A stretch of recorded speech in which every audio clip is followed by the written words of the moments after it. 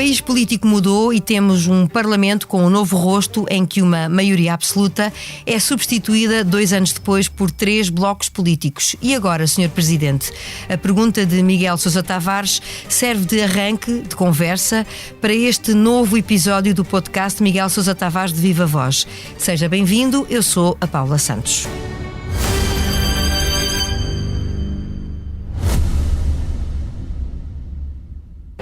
Subscrever o Expresso é ter acesso à melhor informação, a uma vasta oferta de conteúdos exclusivos e à opinião de referência.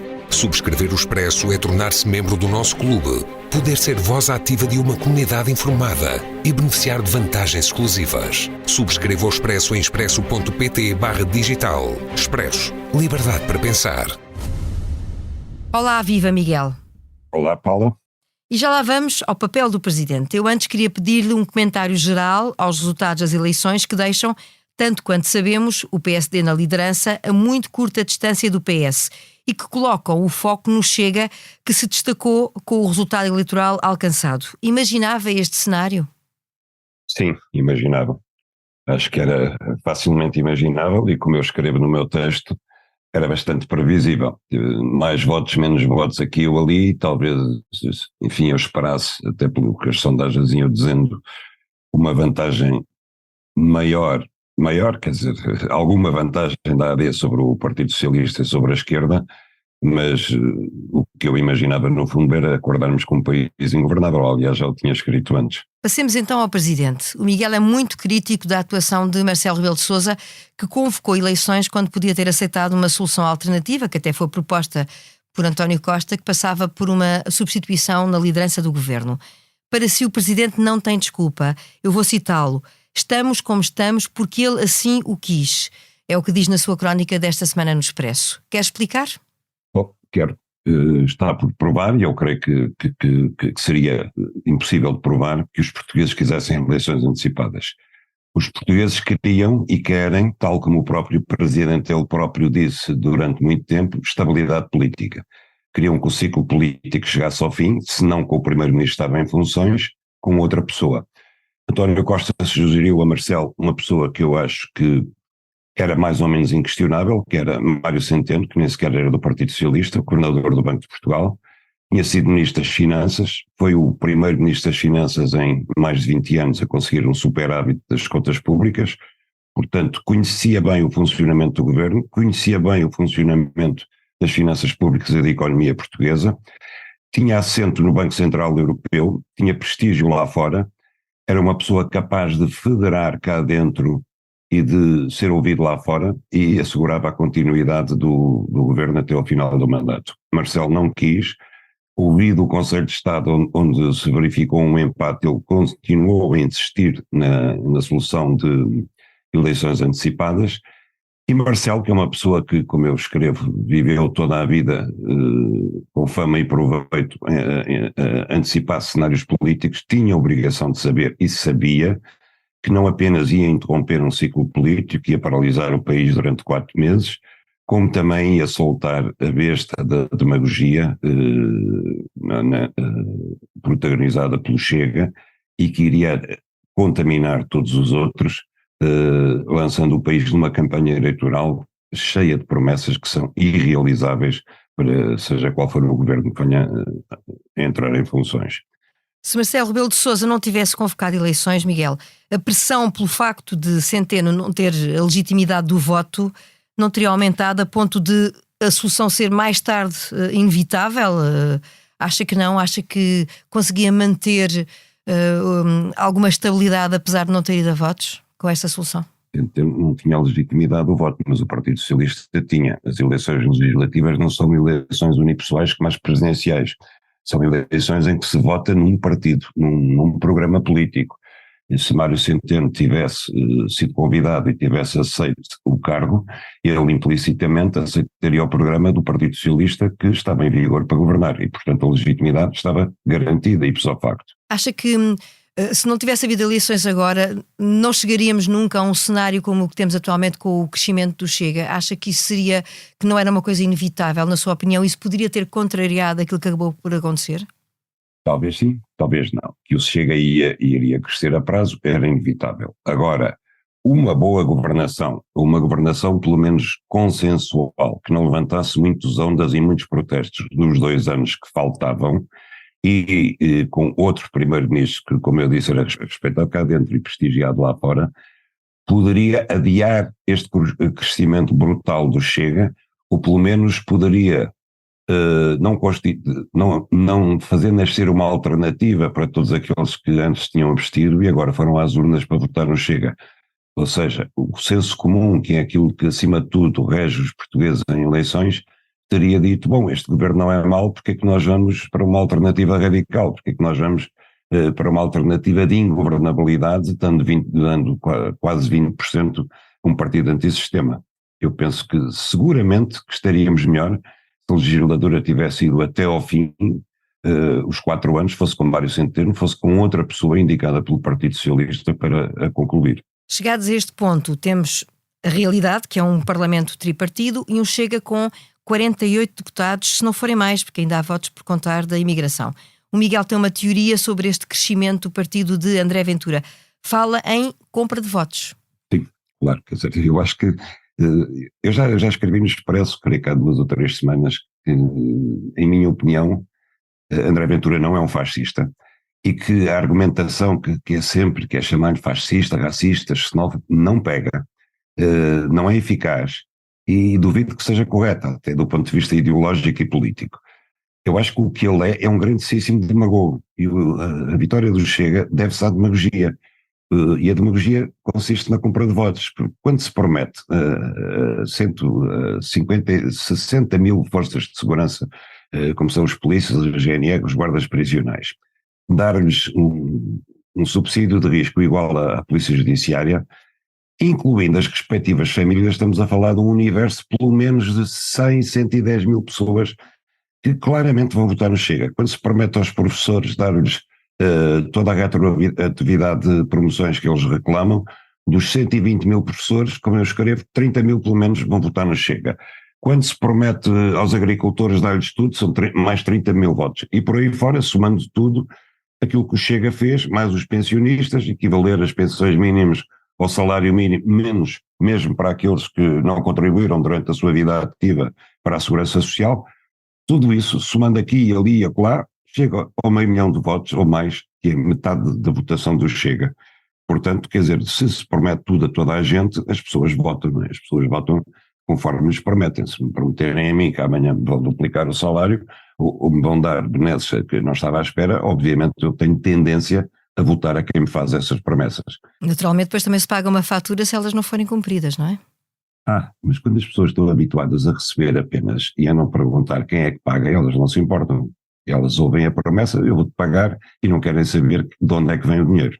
Sendo residente no Algarve já há alguns anos, eu pergunto-lhe se ficou surpreendido com o resultado na região, que é o mais alto de todos, não é? E já agora Estava à espera dessa pergunta, Paula. E já agora se encontra explicações, estou a ficar previsível, se encontra explicações para este resultado. Não, eu estava à espera porque, falando aqui com as pessoas, todas elas me diziam que o Chega ia ter aqui uma votação que não era surpreendente porque as pessoas estavam à espera, de facto. É difícil caracterizar as razões. Eu acho que é curioso, Paula, porque por um lado, quer dizer, nós ouvimos as queixas dos algarvios e nós conseguimos perceber. Por outro lado, se você andar aqui em qualquer café, em qualquer restaurante, em qualquer hotel, você vê pedidos de emprego, ofertas de emprego, que ninguém preenche. E depois é difícil perceber como é que, sendo assim, havendo tanta oferta de emprego, eu sei que é um emprego precário e mal pago, e essa é culpa dos empresários do setor da restauração e turístico, mas mesmo assim, havendo tanta oferta de emprego, há, ao mesmo tempo, uma reação contra os imigrantes asiáticos e tudo que vêm para aqui preencher esses empregos que os locais não querem. Há aqui um paradoxo e um contrassenso, porque os votantes do Chega que são contra a imigração são contra aqueles que vêm preencher os empregos sem os quais nem o turismo funcionaria de forma alguma. E o turismo é a única fonte de receita da região. Há aqui um bocadinho a ideia que há um distanciamento do poder central e que o Algarve se sente excluído. Acha que pode também ser uma justificação? Bem, é evidente que há coisas que são incompreensíveis. Por exemplo, em termos de saúde, o Algarve é um escândalo nacional. Agora, Também é difícil perceber o que é que o Poder Central pode fazer quando você, por mais concursos que abra para médicos e por mais que as autarquias se esforcem, por exemplo, para dar habitação aos médicos, não há médicos que queiram vir para o Algarve. Eu acho que isso é uma coisa que se tem que olhar quando se pensa em reformar o Serviço Nacional de Saúde, é talvez voltar ao sistema que havia de antes, com o serviço médico à periferia, como aconteceu a seguir ao 25 de Abril. Porque aí, quer dizer, o argumento é reversível. Diz, o Poder Central não olha para nós, não temos hospitais públicos com médicos, não temos médicos nos hospitais públicos. Ok, mas quer dizer, se calhar é preciso pagar 20 mil euros aos médicos e eles quererem vir para o Serviço Nacional de Saúde no Algarve. Isso não é sustentável. O Poder Central, obviamente, que não olha para o Algarve, como não olha para todos os outros, para todas as outras regiões periféricas, o interiores do país. Agora, muito se fez desde há muito tempo, andou-se para a frente. Eu acho que essa não é a razão principal, essa é a queixa habitual, mas não é uma queixa, a meu ver, que tenha grande fundamento. E ainda fica muito por explicar sobre este efeito do Chega no Algarve. Perante o que sabemos, há uma vitória por curta margem, assumida pelo PSD, com o Pedro Nuno Santos a posicionar-se como líder da oposição. Qual deve ser a estratégia agora, para começar, porque ela vai ser complexa, de Luís Montenegro? Olha, eu acho que isto é tão absurdo que nós estamos em sexta-feira, nós não sabemos quem ganhou as eleições ainda, e nós não sabemos se quem ganhou as eleições quer governar, porque há uma hipótese do Partido Socialista ganhar as eleições, e há uma quase certeza de que mesmo que seja a AD a ter mais mandatos parlamentares e mais votos, a esquerda vai ter mais votos do que a direita, excluindo o Chega, e mais mandatos. Agora, parece evidente que se for o Partido Socialista a ganhar as eleições, Pedro Nuno Santos não quer governar. De tal forma que a situação é difícil, de tal forma a situação é perigosa e periclitante que o potencial candidato a vencer eleições, um deles, que é o Partido Socialista, não quer governar. Isto demonstra até que ponto eu acho que foi irresponsável a decisão de Marcelo Rebelo de Sousa. E nós estamos, por exemplo, já a assistir a coisas absolutamente inacreditáveis, que é o Partido Comunista a propor uma moção de rejeição a um programa do governo, quando ainda não há governo e muito menos programa. E o PAN a dizer que vai atrás.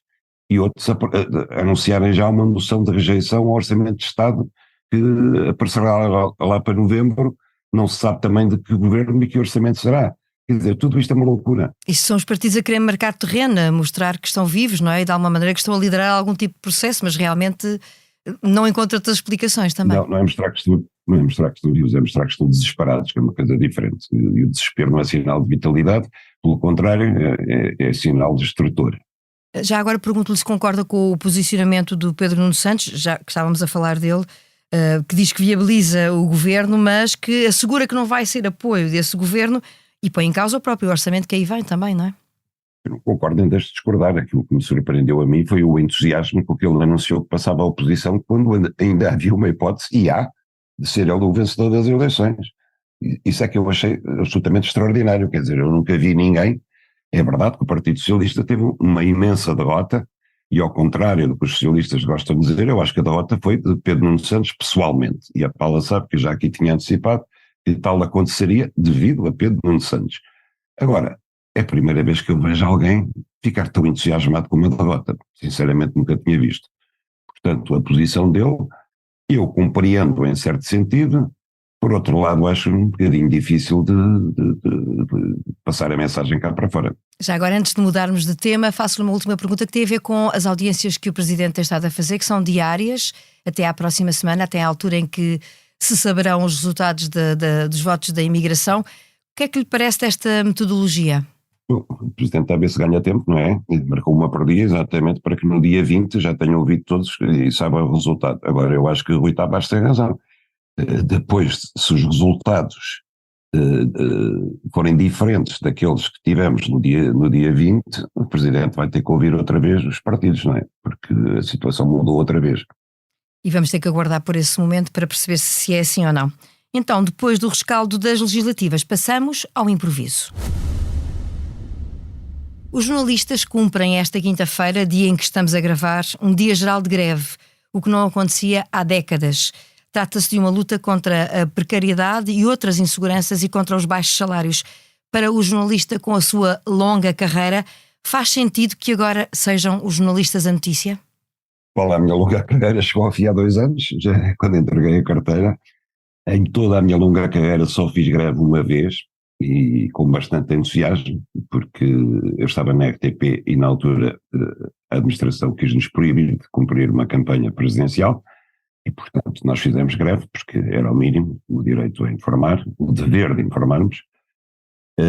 Tirando isso, nunca fiz, apesar de durante toda a vida ter visto os jornalistas durante muito tempo serem mal pagos. Hoje em dia acho que a carreira de jornalistas, sobretudo os que entram na profissão, é uma brutalidade de dificuldades, de sacrifícios, de maus salários, de precariedade. Portanto, eu acho que os jornalistas têm toda a razão em fazer esta greve.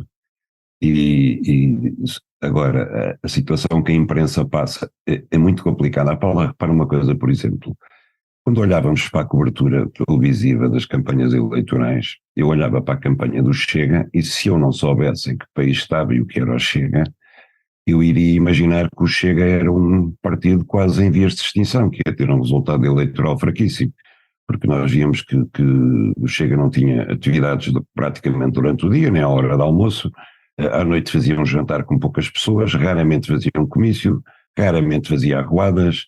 Não tinha, aliás, previstas arruadas, depois acabou por ter na parte final. André Ventura não dava entrevistas. O que é que o Chega fazia, então? O Chega estava nas redes sociais. André Ventura passava o dia inteiro a trabalhar nas redes sociais. E as redes sociais não fazem informação, fazem propaganda, fazem informação dirigida, orientada, que é propaganda. E ele achou bastante mais útil trabalhar aí do que trabalhar na informação clássica. Trabalhar num sistema informativo, entre aspas, onde não há regras, não há contraditório, não há princípios deontológicos, não há nada. Esse é o grande inimigo do jornalismo e da informação. E os 18% do Chega devem-se muito à desinformação. Eles são cavados junto de um eleitorado que não está informado, que não está instruído e que se satisfaz com aquilo que recebe das redes sociais. Esse é o grande inimigo do jornalismo. E é tremendo, porque se olharmos para isso, para a situação, não é o Chega que está em vias de extinção, é o jornalismo como o conhecemos que está em vias de extinção. Isso é que é preocupante. Torna esta reflexão sobre o papel do jornalista ainda mais importante, não é? Exatamente, ainda mais importante. E eu acho que a reflexão tem de ser feita e pessoas como eu, que durante anos se arrepiavam ao pensar que o Estado pudesse de alguma forma intervir ajudando a imprensa, hoje têm que se calhar rever as suas posições e pensar que o jornalismo é essencial à democracia, a menos que se pense, como diz o deputado do Chega, Mita Ribeiro, que a comunicação social é o tumor maligno da democracia. Mas isso é dito por alguém que não sabe o que é democracia. As lutas dos jornalistas e as lutas políticas que sobram das eleições legislativas. E agora, Sr. Presidente, a pergunta por trás de mais uma edição do podcast Miguel Sousa Tavares de Viva Voz, o João Martins assegura a sonorização. Regressamos à leitura da atualidade em breve.